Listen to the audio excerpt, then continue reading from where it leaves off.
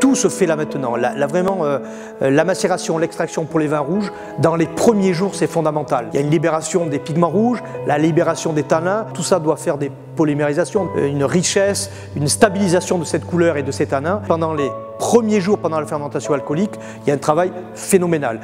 La vinification, c'est un ensemble de process. D'abord, ça va être le développement de levures qui vont transformer le sucre en alcool, c'est la fermentation alcoolique qui dure environ 8 jours. De façon concomitante, il y a du gaz carbonique qui va se développer, qui va faire remonter au sommet de la cuve toutes les parties solides des raisins rouges, c'est-à-dire les pépins et la peau, qui est la partie la plus noble.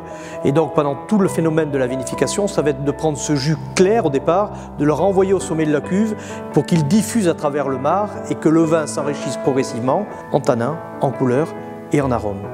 Donc si les raisins ont une très belle peau, on pourra faire des très grands vins.